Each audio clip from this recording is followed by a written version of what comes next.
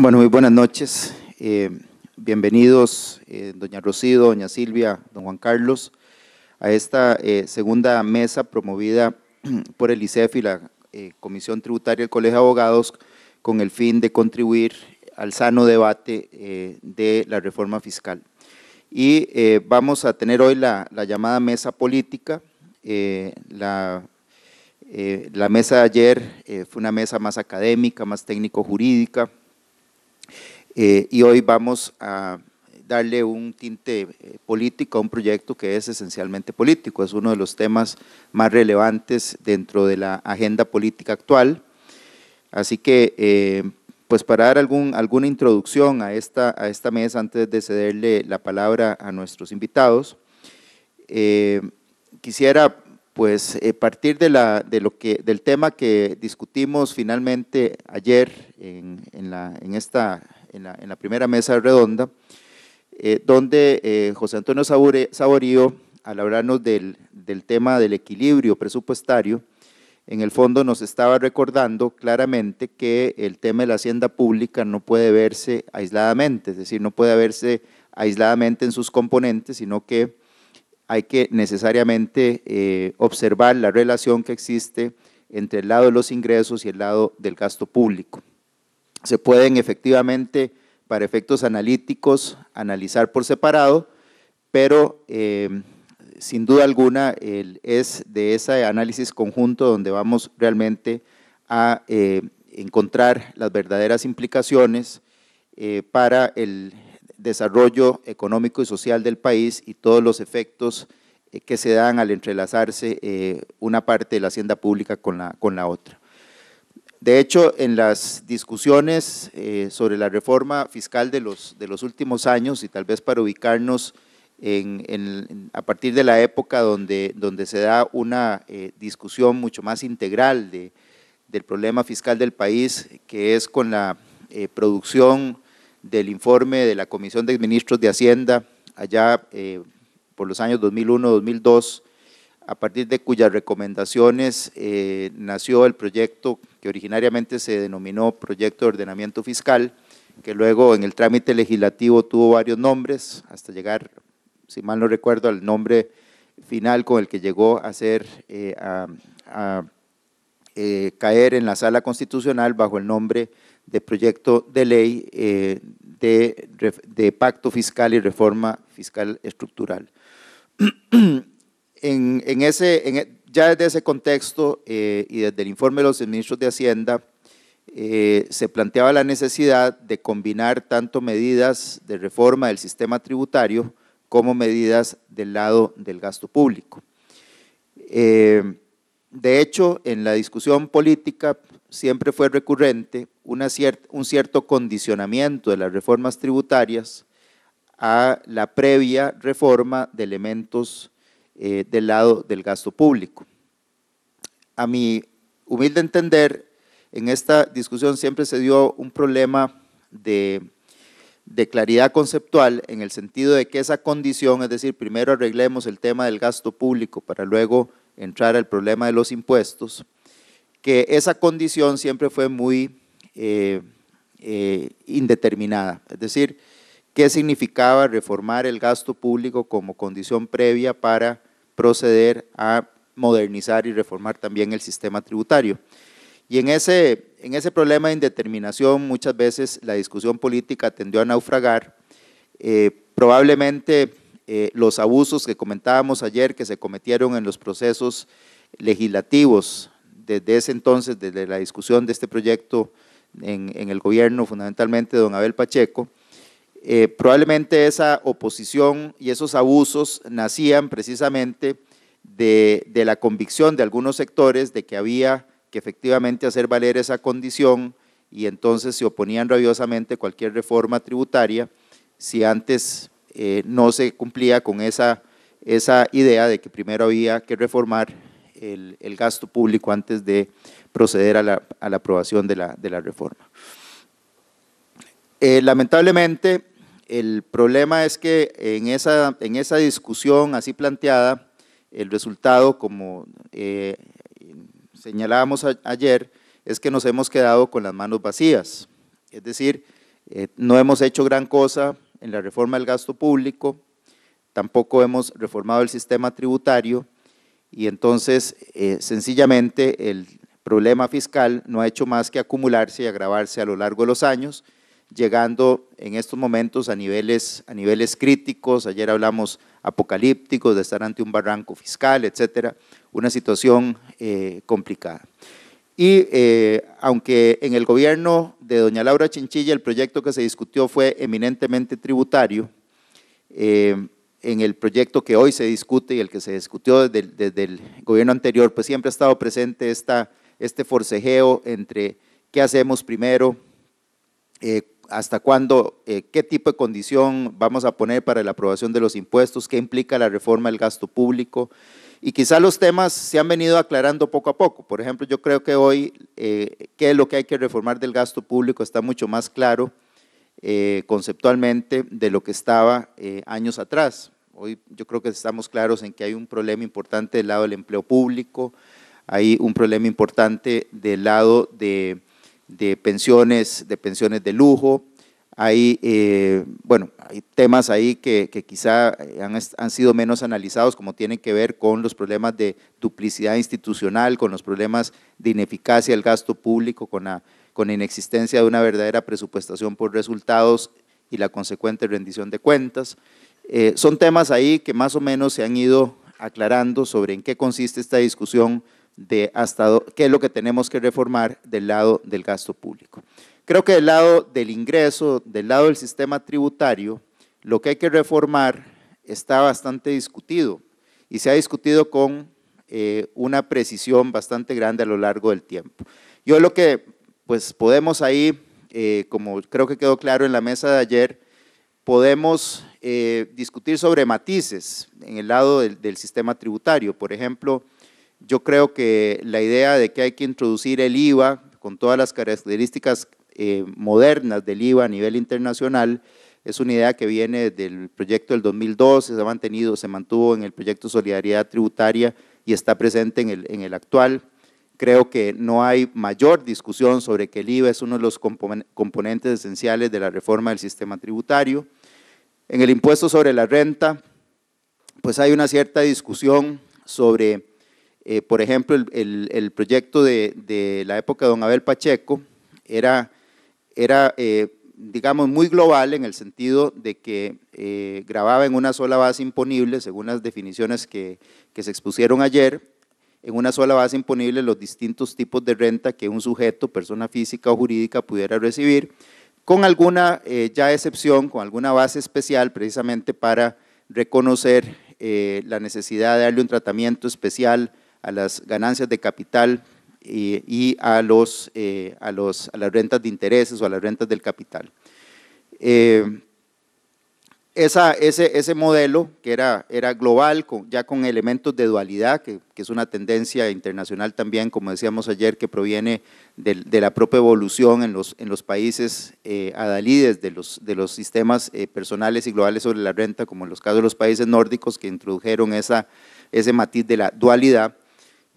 Pues es un esquema que ya no se ha repetido en las subsiguientes reformas. En el gobierno de Laura Chinchilla, con el proyecto de Solidaridad Fiscal, entramos con un modelo que ayer yo definía como trial, a pesar de que no existe la palabra, pero que yo creo que nos entendemos, en el sentido de que se mantienen básicamente 3 impuestos para los residentes o domiciliados, uno que es el impuesto a las utilidades, basado en la idea de una actividad lucrativa, que globaliza en función de si los activos que producen rentas del capital o que puedan generar ganancias de capital están afectos o no a una actividad empresarial, y eso determina la globalización a nivel de la empresa en el impuesto de utilidades, pero también se mantenía un impuesto aparte para las rentas pasivas del capital y ganancias del capital, como un impuesto, ahí estaría el elemento dual. Pero lo trial venía del hecho de que se mantenía el impuesto al salario separado como una cédula más y por lo tanto, digamos, era menos global de lo que se había planteado en el gobierno de don Abel Pacheco. En algún momento, cuando se aprueba el 208 bis, incluso se da un paso atrás porque se desglobaliza a nivel de la empresa, se manda todo lo que sean rentas del capital y ganancias del capital a este impuesto separado del 15%. En el final del gobierno anterior entra una moción un poco defectuosa en su redacción en que se vuelve a la idea original de globalizar a nivel de la empresa sin dar el paso a la incorporación de las rentas del salario dentro de esa globalidad, y que con las últimas mociones que el propio gobierno ha presentado, pues se consolida ese sistema donde se mantiene esa idea de globalizar a nivel de la empresa, con alguna excepción, me parece que debilitado, como comentábamos ayer, al presumir, al establecer la presunción de que cuando se trata de acciones o se trata de títulos valores que generan intereses, la presunción es que no hay afectación y por lo tanto irían al impuesto del 15%, con lo cual también se debilita esa globalidad con esa disposición que encontramos en el artículo 1 bis del reglamento, perdón, del proyecto de ley. De tal manera que ese es digamos, un poco la propuesta general que encontramos en la imposición sobre la renta. Ya dijimos que el IVA pues es un IVA clásico, ayer se explicó lo suficientemente bien la estructura y sus implicaciones y su evolución respecto del sistema del impuesto de ventas actual, pero reitero, creo que qué es lo que hay que hacer a nivel tributario está más o menos claro, no hay, a menos que aquí se proponga alguna cosa distinta, no hay, digamos, como elementos polémicos, grandemente polémicos en cuanto a qué modelo de impuesto de la renta vamos a promover. En este proyecto no se da el paso en modo alguno, como sí sucedió en el proyecto de doña Laura y mucho más en el proyecto de don Abel, hacia la idea del criterio de residencia o renta mundial. Aquí no, se mantiene el criterio de la fuente, solo que muy sospechosamente, valga la observación, se mantiene sospechosamente porque se quita la definición de fuente costarricense, donde la definición actual se dice, bueno, es de fuente costarricense los servicios prestados, las rentas generadas por los servicios prestados o por los capitales utilizados en el territorio nacional. Esa definición se elimina, lo cual a mí me preocupa porque con todo y definición ha habido una distorsión evidente de la interpretación de lo que es fuente costarricense, al punto de entender, por ejemplo, que un capital, por el hecho que se haya originado en el país, sus posteriores rentas que se invierten, digamos, ese capital se ahorra en el país, alguien trabaja toda la vida, tiene un ahorro y decide invertirlo en el extranjero, hay una interpretación que dice que los intereses son de fuente costarricense, aunque se inviertan en el extranjero, en la bolsa de Nueva York, donde sea, porque el capital original se generó en el país. Bueno, eso es introducir el criterio de residencia por la vía interpretativa a todas luces. Si la intención de borrar la definición es para que ahora sí introduzcamos el criterio de renta mundial libremente a través de interpretaciones, me parece que eso no es sano ni es algo que abone a la seguridad jurídica ni al Estado de Derecho en modo alguno. Bien, con esta introducción panorámica, pues vamos a iniciar la presentación de nuestros invitados. Comentábamos ayer que doña Rocío de alguna manera ya pasó una prueba, porque cuando inicia el gobierno se le dice, bueno, quedó por reactivarse la famosa comisión fiscal con el procedimiento del 208 bis, pero esa activación de alguna forma se condicionaba a que el gobierno diera muestras de que esta cosa no iba solo por el lado de los ingresos, sino que habían también una serie de medidas inmediatas o mediatas en materia de gasto público que se iban a tomar, y solo si era lo suficientemente contundente y convincente la señora ministra al comparecer a la Asamblea Legislativa, pues se reactivaba el trabajo de la comisión. Bueno, ese paso se logró y yo creo que es un primer avance y un mérito de doña Rocío en sus inicios como ministra. Así que le voy a conceder la palabra para que nos comente cómo ve este panorama y cómo pues, nos puede iluminar sobre este tema. Muy buenas tardes, buenas noches casi, muchísimas gracias por esta invitación y esta oportunidad para referirnos en este segundo segmento, que entiendo yo es más la parte o la visión política del proyecto de fortalecimiento, con varios temas que me parece importante acotar. Tal vez una aclaración respecto a la invitación que me hiciera a mí el Congreso para referirme a las medidas de gasto. Aclaro que fue una interpelación, no fue una invitación. Y para los que saben qué significa una interpelación, pues eso podía tener varias consecuencias. Uno, que no continuáramos con el proyecto, y dos, un voto de censura para la ministra. Para eso son las interpelaciones. Pero en todo caso, con muchísimo compromiso y entusiasmo, efectivamente abordamos esa primera parte, porque desde nuestra perspectiva, la solución del problema fiscal es una solución que tiene varias patas. Efectivamente, hay una que tiene que ver con ingresos, una segunda muy importante que tiene que ver con gastos y una tercera que tiene que ver con gobernanza. Y en la parte de gobernanza, pues ahora ahondaremos a qué me refiero. Costa Rica ha demorado ya muchísimos años la solución de su problema fiscal y lo que hemos venido de manera repetida es generando nuevos derechos y garantías y se nos olvidó que había que financiarlas. De esta forma, ustedes saben que hoy día hay cargas de carácter legal y constitucional por el orden de un 12% del Producto Interno Bruto y la carga tributaria apenas llegará al 13,5%. Es decir, nos queda un 1,5% para cubrir los temas de seguridad, salud, infraestructura, intereses, pensiones, dentro de otras.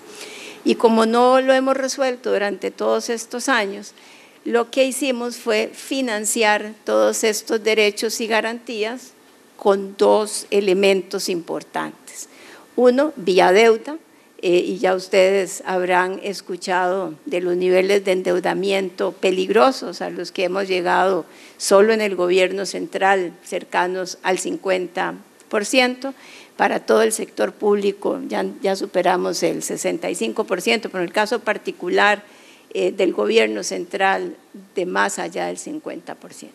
Pero lo más trágico de esto es que además tomamos la errónea decisión de dejar de invertir en infraestructura, porque es más difícil decirle no a los salarios, decir no a las pensiones, que no a la infraestructura, que es algo de largo plazo. Y entonces Costa Rica posiblemente es de los países de América Latina que invierte el porcentaje del Producto Interno Bruto más bajo en infraestructura. Y el problema es que eso nos pasa una factura, porque eso se constituye en una de las brechas estructurales más importantes para continuar creciendo. Así, cuando todos aquellos nos dicen, no, es que el país lo que tiene que apostar es a crecer, muy bien, ¿verdad? Pero hemos olvidado que para crecer el país necesita una infraestructura mínima, una infraestructura de calidad, una infraestructura con altos niveles de mantenimiento. Y entonces así fuimos durante muchos años hasta que hay casi que 4% sobre PIB iba aumentando nuestra deuda, y ahí discutíamos que cómo le entrábamos al problema, que sí con impuestos, que sí con gastos, que con qué, pero no lo resolvimos. Así que me corresponde a mí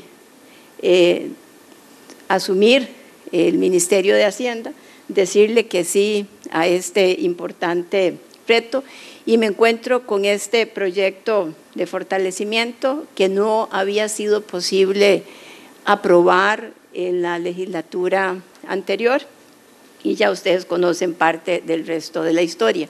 Incluso en la legislatura anterior se le quita a este proyecto una de las herramientas más importantes con la que se podía contar para la contención del gasto, que era una herramienta que permitía, en lo que se llaman los destinos específicos, tener cierto nivel de discrecionalidad y no tener que girar el 100% de los destinos, porque sin más ingresos y girando el 100% de los destinos, pues lo único que íbamos a hacer es llegar a niveles de endeudamiento ya de cifras escandalosas, ¿verdad? Es más, si no se hacía nada en un plazo relativamente corto, creo que al 2022, y sin girarlos todos, más o menos como se venía haciendo, posiblemente íbamos a llegar como al 72, 78%. Y aquí es importante reiterar que en esta discusión, cuando hablamos de si lo aprobamos o no lo aprobamos, el seguir postergando la decisión no resuelve el problema, solo lo hace más costoso. Así que hace posiblemente para el año 2015 se hablaba de que el ajuste necesario era el 3% sobre el Producto Interno Bruto, pero tampoco hicimos el ajuste por las razones que ya han explicado. Hoy día, para llegar a un nivel de sostenibilidad, no es para corregir el problema del déficit completo, el ajuste ya supera el 4%. Y si seguimos esperando, como es muy, común en este país de postergar decisiones, si llegamos al 2020 discutiendo si aprobamos el IVA o si aprobamos la renta y que si bajamos el gasto y que qué pasa con aduanas y que la evasión y todo, el nivel de ajuste que habría que hacer si las tasas suben un punto, que no es algo extraño, y el crecimiento cae uno, que tampoco es nada extraño viendo lo que nos estamos viviendo, el ajuste será del 7%. Y para tenerlo en perspectiva con algo, la obligación constitucional es destinar un 8% a educación. O sea, nos quedaría como un punto por ciento, si acaso quedara algo. Y no solo, digamos, aquí seguimos viviendo esta situación de crisis, sino que ustedes han visto que los mercados se han reaccionado como corresponde, negativamente, y entonces Costa Rica ha visto tiempo con tiempo degradar, digamos, su calificación, lo cual hace que además el acceso a ese financiamiento voraz, ¿verdad?, a la aspiradora de Hacienda, como digo yo, de lo que haga es que es a tasas mayores, y entonces nos metemos en este círculo vicioso. Este proyecto tiene que ayudarnos a resolver algunos otros problemas. Tenemos una carga tributaria súper baja, sobre todo cuando comparamos esa carga tributaria con el nivel de deuda, un nivel de deuda del 50% y una carga tributaria del 13 y pico, por supuesto, hace que sea complejo, sobre todo porque el endeudamiento que hemos acumulado no es un endeudamiento que se usó para financiar infraestructura, que uno puede decir cada dólar que yo le agrego a la infraestructura me va a generar un crecimiento en el PIB, sino que cada dólar que yo le estoy agregando a la deuda es para pagar salarios, para pagar pensiones, para pagar intereses. Así que no va a tener ningún efecto positivo en el crecimiento. Con esto en mano nos fijamos lo que podríamos llamar una estrategia fiscal basada en estos tres pilares, en la parte de ingresos, en la parte de gasto y en la parte de gobernanza, entendiendo que no es correcto decir que esto con solo ingresos se arregla, que esto con solo bajar el gasto se arregla y esto con solo bajar la evasión y quitar todas las exoneraciones se arregla. Se requiere definitivamente de la conjunción de las tres cosas. Y en esta ruta que nosotros nos hemos trazado, hay que tomar en consideración que allá hay unas leyes que han sido aprobadas, incluso en la legislatura anterior, como la de fraude fiscal, ¿verdad?, que ya está teniendo efectos favorables, dentro de otras. Tenemos el expediente de fortalecimiento, pero antes de ese expediente de fortalecimiento, el Poder Ejecutivo tomó decisiones de carácter administrativo que generan y generarán una importante reducción en el gasto. Algunos dicen esto es muy poco, pero son medidas que nunca en la historia se habían tomado, a excepción de alguna de estas que fue doña Laura en su gobierno, que durante un semestre fijó un aumento salarial de un monto fijo. Nosotros hemos definido un aumento salarial para los siguientes 3 semestres, año 2018 y lo que queda del 18, el segundo semestre, y el año del 2019 íntegro, un aumento fijo en la base. Cada uno de los funcionarios del gobierno central recibirá un incremento de 3.750 colones. ¿Qué significa esto? Esto significa fundamentalmente que más allá de que el ajuste no se hizo por costo de vida, como había sido lo tradicional, va a generar un aplanamiento en el resto de los incentivos. Para los que no conocen el maravilloso mundo de los incentivos del sector público, son porcentajes que se fijan sobre un salario base, así que cada vez que usted aumenta la base, pues ahí en la misma proporción aumenta el resto. Y hay otros que ni siquiera requieren de un aumento en la base, que son las anualidades. Esas, por solo el transcurso del tiempo, yo tengo el derecho. Algunos otros son mucho más bondadosos y tienen anualidades, quinquenios, trienios, pasos y otras cosas, pero en el caso del gobierno central lo clásico son las anualidades. Y además se toma otra decisión sin una sola reforma de carácter legal para que las anualidades en el futuro dejen de ser un porcentaje y se conviertan en un monto absoluto. Eso es casi que es una reforma que uno podría decir que se hizo sin tocar una sola ley. Y la pregunta es por qué se hizo y por qué no se había hecho antes y por qué solo lo hizo en anualidades. Bueno, yo que nada más les menciono que yo tuve la experiencia en la Contraloría de llevar a la Contraloría a salario único y ahí fue donde me estudié y aprendí cómo era que se podían manejar las anualidades. Como no lo hice en otros incentivos, pues no me atreví a hacerlo en este caso para los demás porque no había pasado, digamos, la prueba de legalidad como no fue el caso de las anualidades. Pero eso quiero decirles que es de un enorme impacto. Tal vez nadie lo ha logrado cuantificar, excepto algún diputado que un día de estos dijo, pero si ahí está en otra cosa adicional que vamos a incluir la verdadera reforma de empleo público. Estos son decisiones complejas, decisiones que tienen a ciertos grupos en este momento, por supuesto, con mucho interés de irse a la calle, ¿verdad? Porque son decisiones que están afectando uno de los disparadores más grandes que tiene el gasto público, que son precisamente las remuneraciones.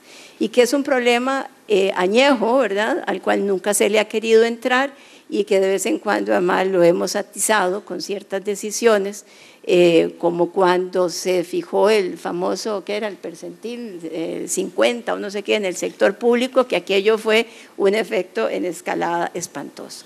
De igual forma, las transferencias, que son otro de los disparadores importantes, por dicha ya los diputados aprobaron la moción para incorporar el tema de destinos específicos y nos va a permitir entrarle a otro de los disparadores, que son las transferencias. El tercer tema, que son las pensiones han venido durante ya varios años haciéndose ajustes a los diferentes regímenes, no hemos llegado a la totalidad, pero ya en la mayoría de los casos son regímenes que se encuentran cerrados, es decir, ya pocos van a entrar y posiblemente requiera de otro empujón, como fue el empujón en la legislatura pasada para las pensiones del Poder Judicial. Y esto lo menciono porque oye uno todos los días que las pensiones de lujo, que no se hace absolutamente nada. No, sí se están haciendo cosas, quizá no a la velocidad en que uno querría hacerlas, pero sí a la velocidad en que políticamente es posible. Y por supuesto nos queda el otro renglón de intereses. Ese no lo puedo bajar, excepto con una medida, que es la recuperación de la confianza. Y de la confianza es precisamente de lo que se trata este proyecto de fortalecimiento. Así que cuando algunos nos dicen, mire, pero esto no es suficiente, la pregunta es ¿suficiente para qué? Por supuesto, yo podría buscar uno que sea suficiente y más de uno empezaría a pegar el grito al cielo porque llevo los impuestos a no sé dónde, bajo los gastos tanto que genero una contracción en la economía, entonces se van a empezar a quejar porque contrajimos la economía, ¿verdad? Entonces esto me parece que requiere de medidas con un cierto equilibrio y además lo que políticamente es viable de hacer.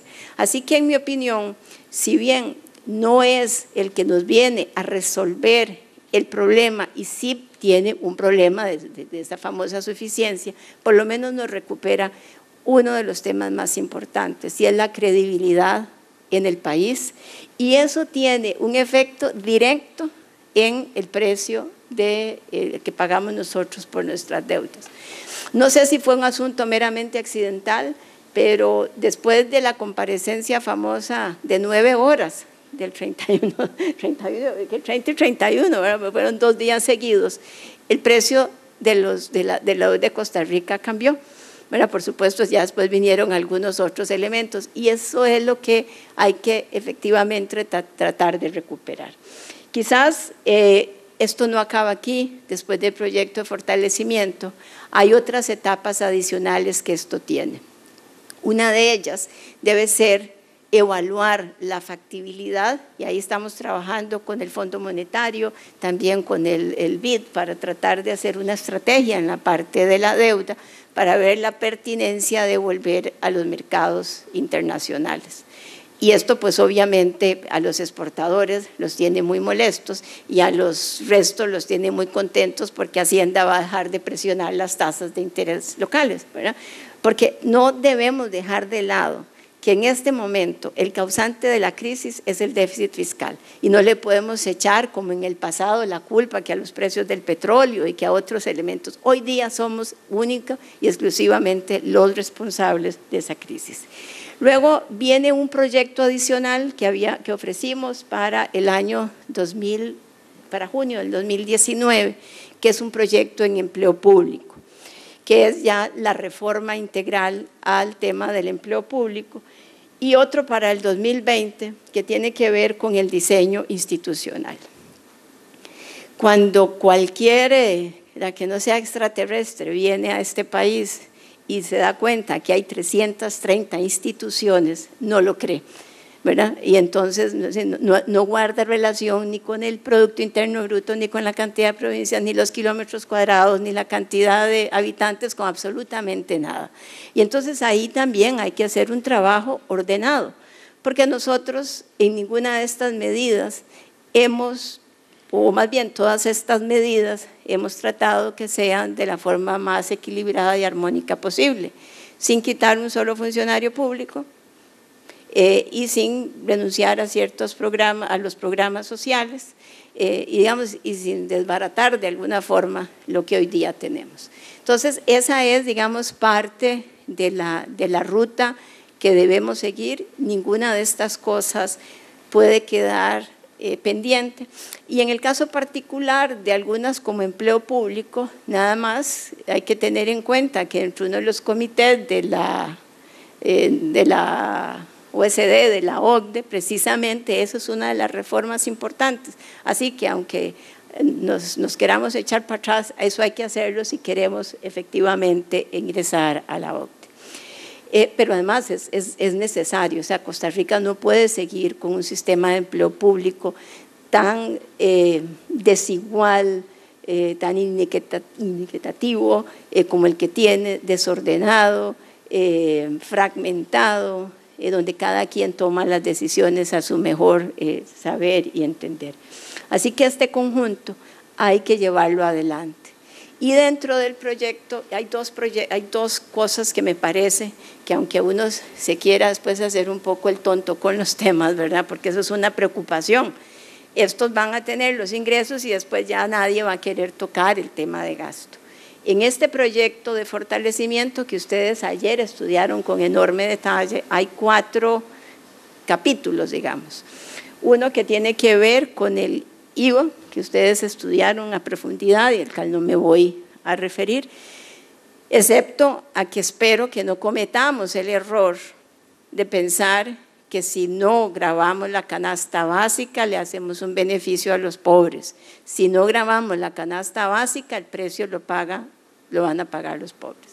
El segundo, que tiene que ver con renta, que aprovechando este segundo aire que se le dio al proyecto, le hicimos algunos agregados que nos parecían importantes, de los cuales me imagino tocaron ayer, pero básicamente, tal vez ahora me refiero a algunos. Pero hay el tercero, que es de empleo público, yo creo que es el único proyecto en materia tributaria, ¿verdad?, que ha llevado un capítulo para gasto público o para empleo público, y uno cuarto de regla fiscal, que busca de alguna manera evitar que después volvamos a la fiesta, del cual yo creo que es todavía insuficiente, porque la verdadera regla fiscal debería ser la reforma constitucional que está planteada. Porque siempre podríamos encontrar que solo tiene el rango de ley y hay que recordar, hay que devolverle a la Constitución lo que yo creo por lo menos que fue su espíritu. En la Constitución nunca nadie, me imagino que los constituyentes nunca pensaron que la deuda podía conformar parte de los ingresos para el equilibrio presupuestario. Bueno, pero eso hay que retornarlo a su debida dimensión. Así que, digamos, esto es lo que el proyecto en el fondo busca. Si esto, digamos, este proyecto genera un rendimiento aproximado de un 4.11 del PIB. Ese 4.11 del PIB se compone no solo de las medidas de ingreso, sino de las medidas de gasto, de lo que es la regla fiscal, y algunos otros, lo que podría ser el empleo público. Es una cifra que ha estado altamente cuestionada en el sentido de que si da eso o nada o no da eso. Dichosamente, en este momento está siendo testeada, revisada por parte del Fondo Monetario y del BID con el propósito de que todos tengamos la tranquilidad que no fue que la ministra de Hacienda agarró un Excel y se las inventó. Por supuesto que requiere la integridad, la integralidad del proyecto y seguir por la senda que nos hemos marcado.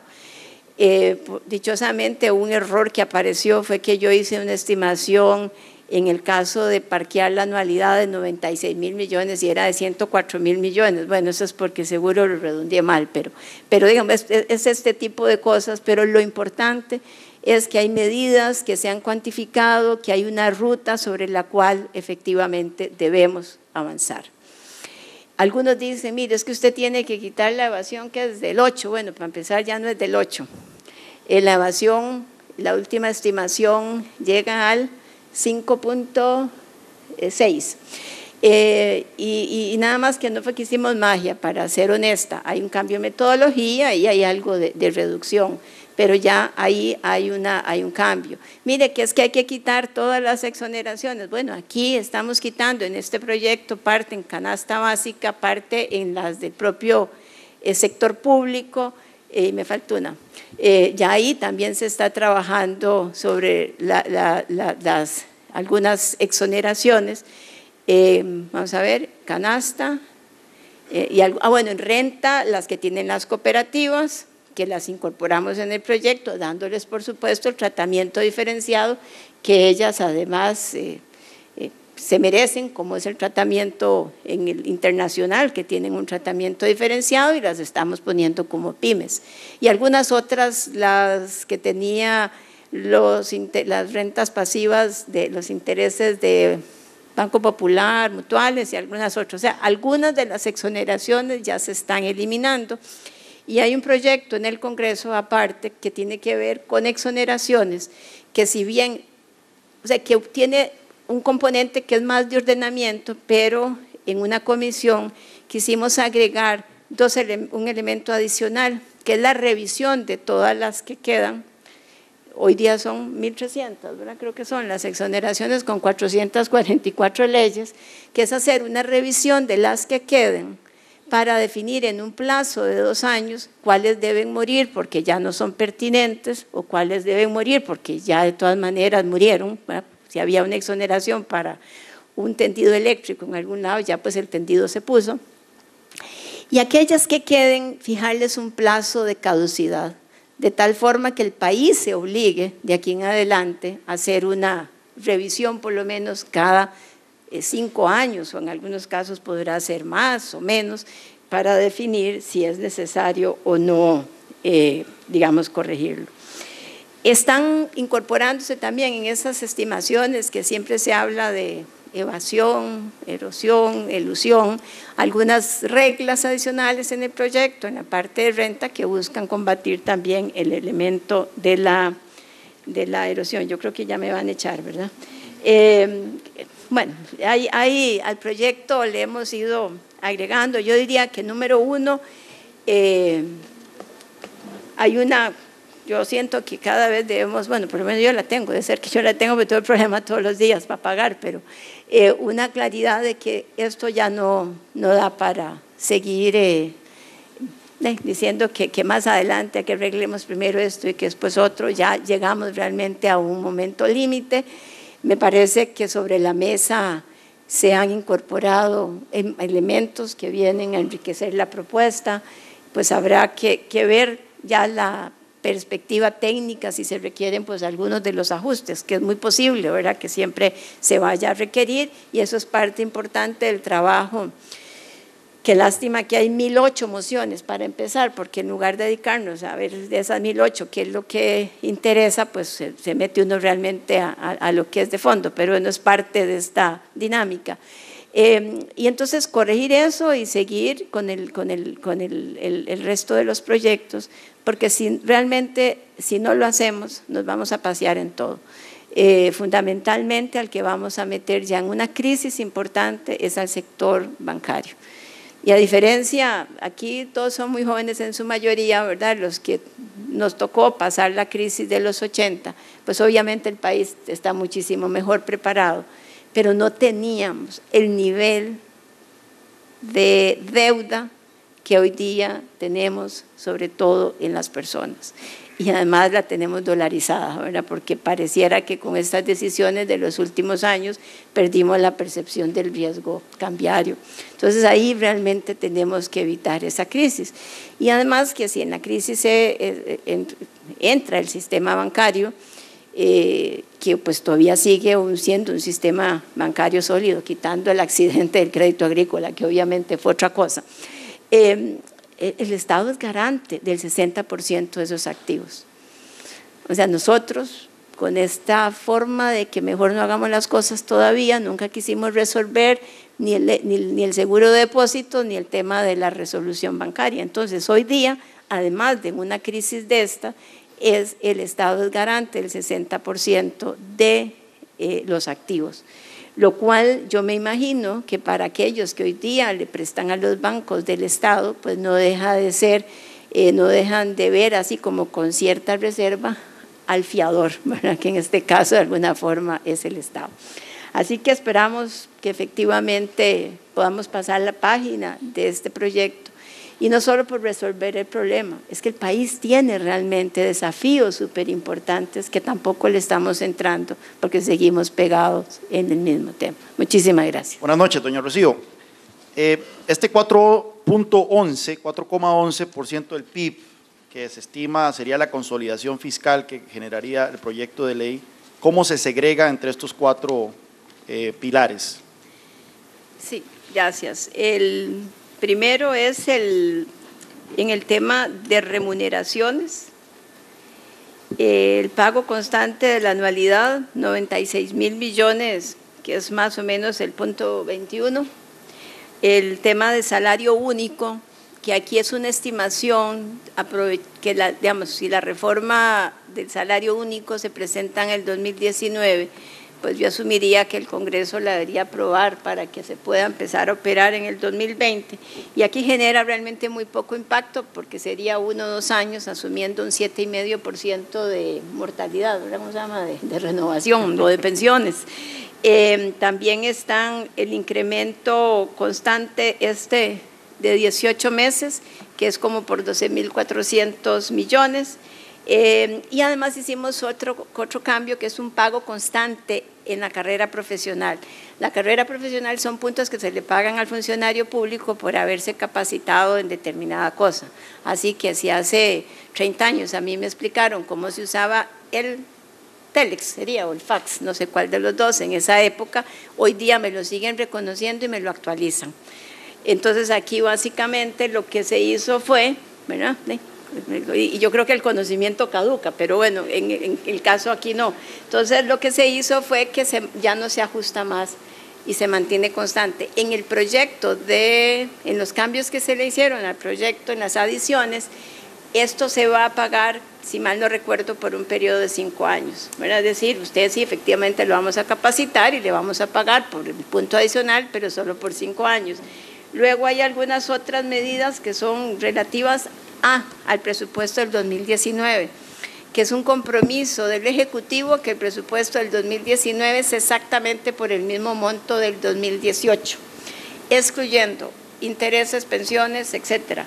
Y luego está la del proyecto fortalecimiento, que con los 218 y algunas otras medidas como punto 41. Aquí están todas las medidas incorporadas. No, pero yo no me expliqué, nada más del proyecto de ley. Del proyecto de ley de fortalecimiento fiscal, sí. Usted dice que es un 4.11%. No, 4 es todo el conjunto. Todo el conjunto. ¿Y sí, el proyecto? Sí. El proyecto de ley es un 218, incluyendo la transformación del IVA, el impuesto de renta y el control de destinos específicos. ¿Y cómo se segrega ese 218? Es que tengo la letra muy pequeñita. De la transformación al IVA en punto 90, el de renta punto 78 y destinos específicos punto 50, más o menos. Esos son los que de todas maneras se están verificando.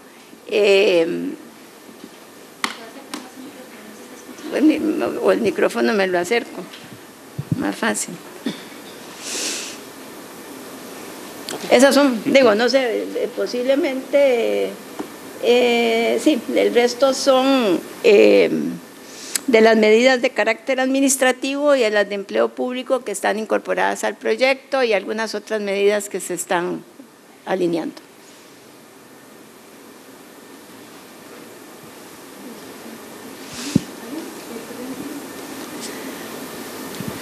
Doña Rocío, me llamaba la atención lo que sale hoy en la prensa del planteamiento de los sindicatos, donde pedían retirar el proyecto. Tal vez me interesaría pues conocer su punto de vista de cuán en riesgo puede poner el proyecto una actitud de ese tipo. Bueno, efectivamente, pues solicitaron, pero, o sea, pues retirar este proyecto es de una vez arrancar con una crisis. Solicitaron eso, solicitaron la eliminación de la declaratoria de la huelga y algunas otras medidas adicionales. Pues están pidiendo renta global y ya está en el proyecto. Están pidiendo renta mundial que no se está considerando. Están solicitando, por ejemplo, que se aumente el impuesto de la renta de las corporaciones al 36%, creo que es, del 30 al 36, ¿verdad? Eso ni siquiera se está considerando. Nosotros debemos entender que tomar una medida como esas, pues lo único igual es seguir desestimulando. O sea, me parece que aquí hay algunos temas que habrá que racionalizar con los sindicatos. Creo que al final, por lo menos el tema del retiro del proyecto ya quedó claro que ese ni siquiera va a ser considerado. Adrián, disculpa, le voy a ceder la palabra a doña Silvia. Ok, no, otra pregunta para doña Rocío, aprovechando el espacio. En el caso de regla fiscal, Costa Rica ha tenido siempre reglas fiscales, las ha violado cuando ha sido necesario. ¿Por qué la nueva tendría un futuro diferente? Sí, me parece que la primera violación de la regla fiscal provino de la misma decisión de la Sala al considerar que el equilibrio presupuestario se podía generar con deuda, así que con esa de cualquier cosa de ahí en adelante podía suceder. Y segundo, el tema de los destinos específicos ha sido la segunda fuente de violación de la misma regla que está en la ley de la administración financiera. ¿Por qué? Porque en algunas épocas la Sala dice que pues está bien, que los destinos específicos no, y en otras dice que sí, ¿verdad? Que hay que cumplirlos, y entonces que ¿cómo se llama? La ley presupuestaria, digamos, ¿verdad? Que va a privilegiar o no. Así que me parece que la verdadera solución al problema de estas decisiones hay que llevarla a la propia Constitución política. Así que yo querría efectivamente que la Asamblea Legislativa, porque ese proyecto ya está, pueda avanzar sobre un proyecto de esa naturaleza. En el ínterin, Lo que hay es la regla fiscal que está incorporada en el proyecto y la necesaria, dos cosas importantes. Uno, la necesaria consideración respecto a la posibilidad de no cumplir los destinos específicos precisamente ante situaciones como esta, y una segunda es la definición de educación. En cuanto a la definición de educación, que dentro del cómputo de este 8% se pueda incorporar el INA, red de cuido y no recuerdo, algunas otras partidas, de tal manera que no sea necesario seguirle agregando al MEP propiamente un 8%, cuando vivimos un cambio demográfico importante, donde posiblemente parte de algunos de los ingresos que tengamos hacia adelante haya que destinarlos hacia aquellas áreas donde el cambio demográfico nos va a poner una presión importante, que es en la materia de salud e incluso las pensiones de la caja. Doña Rocío, una pregunta corta. Capciosa.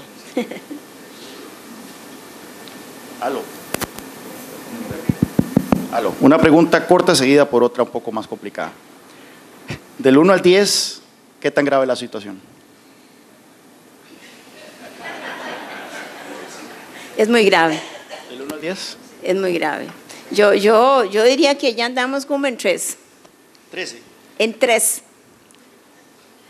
O sea, es bien grave. Ustedes saben perfectamente no solo lo que ha pasado con el crecimiento de nuestra deuda, sino en los crecientes intereses. Tenemos riesgos de liquidez, riesgos cambiarios y de todos juntos. Entonces, aquí va la pregunta complicada. ¿Sí? Las consideraciones de costo político, entonces, deben verse a la luz de la gravedad del problema fiscal que tenemos, ¿no? Bueno, y estamos, me parece que en este proyecto, efectivamente, bueno, no solo en este proyecto, con los cambios que se introducen a este proyecto y con las decisiones que se han tomado desde el Poder Ejecutivo, se han hecho porque hay una claridad del problema. Así que me parece que hay claridad pues, de que el costo político habrá que asumirlo. Y yo creo que, por lo menos desde lo que yo he visto del presidente de la República, no ha habido, no se ha titubeado respecto a la necesidad de que el país pueda corregir esto. Más bien, si tiene algunas sugerencias adicionales para más ingresos, sí, con mucho gusto. Doña Rocío. Está abierta la mesa. De mi parte, yo sí quiero, a veces nos cuesta, mucha gente se siente un poco tal vez no relacionada con el proyecto de reforma tributaria y más bien va en contra, pero no entiende cómo me va a impactar a mí como persona, como ciudadano. Tal vez si nos pudiera en este momento resumir cómo nos va a doler en el bolsillo a todos los costarricenses, por favor. Sí, aquí hay varias cosas. Uno, incluso para las mismas empresas del sector, bueno, para el mismo gobierno, cuando nosotros nos hemos tenido que sentar con los ministros a decirles, ¿saben qué? El presupuesto del año 2019 es igual que el año del 2018. O sea, eso realmente, nunca, bueno, primero nunca se ha hecho, ¿verdad? En la historia de este país nunca se ha hecho. Hemos visto, al contrario, años donde con crecimientos muy favorables. Y cuando la gente te dice, mire, pero es que eso es muy difícil, y entonces yo simplemente lo que digo, mire, vea, si no se aprueba el proyecto, y además usted no se ajusta en el presupuesto, el año siguiente la discusión no va a ser que el presupuesto va a ser del mismo tamaño, sino del tamaño del recorte. Y cuando ya hablemos del tamaño del recorte, entonces sí vamos a hablar de despidos en el sector público y vamos a hablar de que hay ciertos programas que no se van a poder seguir atendiendo. Eso en el ámbito del público.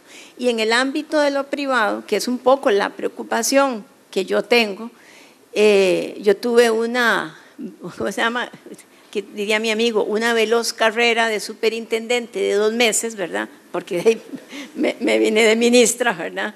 Y en esos pues 2 meses de veloz carrera de superintendente de bancos, pues tuve la oportunidad de ver cómo es el nivel de endeudamiento de las personas hoy día.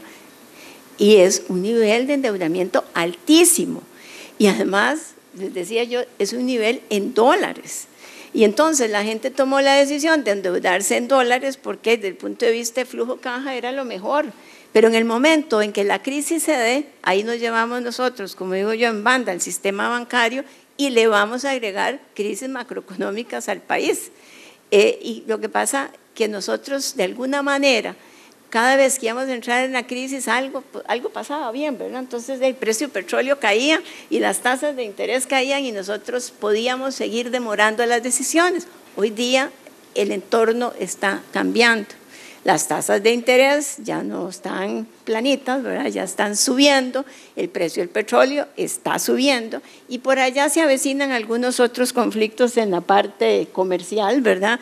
Y entonces, y además tenemos a Nicaragua a la par, que es un país al que nosotros exportamos de manera importante y que además va de paso para el resto del mercado centroamericano, que también está en problemas. Así que me parece, por eso tal vez un 3 fue exagerado, ¿verdad? Así que me parece que el problema no es un problema solo del gobierno, es un problema que lo vamos a transferir al resto de los sectores, porque cuando eso pase, la demanda agregada se va a caer y ¿a quién le van a vender las empresas? O sea, es realmente un tema bien crítico lo que en este momento tenemos y me parece que nos estaríamos jugando mucho si este proyecto no se aprueba o si en el proceso de aprobación se debilita tanto que lo único que quedará es algún impuesto menor por ahí, ¿verdad? Y me parece que la responsabilidad es una responsabilidad del Ejecutivo de continuar con las medidas y del Legislativo de aprobar el proyecto. Creo que uno de los temas críticos, Rocío, de este proyecto, como ha sucedido en la historia reciente, es y sigue siendo el reglamento de la Asamblea Legislativa.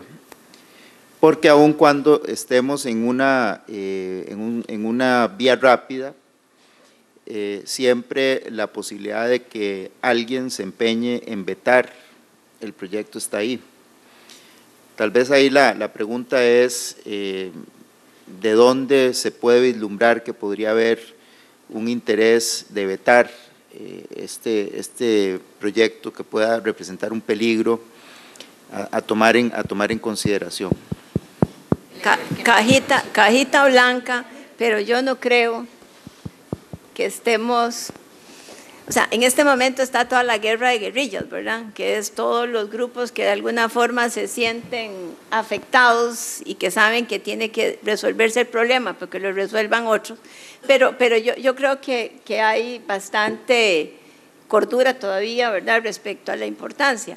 Evidentemente entraron una cantidad importante de mociones, como 400 son heredadas, entiendo yo, son las mociones que se habían presentado antes, y algunas pues son incluso, yo no sé si usar la palabra, hasta poco, no, bueno, entonces que se derogue el artículo 1, que se derogue el artículo 2 y ahí va hasta el final del proyecto, o sea, cada una de esas es una moción, o que las escrituras que tienen que ver con los matrimonios no estén grabadas, y empieza usted a encontrar ahí un elenco. Así que yo diría que el arte aquí va a estar efectivamente en el primer trabajo que se haga regresando del receso y de la, ¿cómo se llama?, el acomodo de esas mociones y poder pasar la guillotina algún día cercano como el 24, 25 de julio, no sé qué día es, para por lo menos acabar con este primer día de mociones.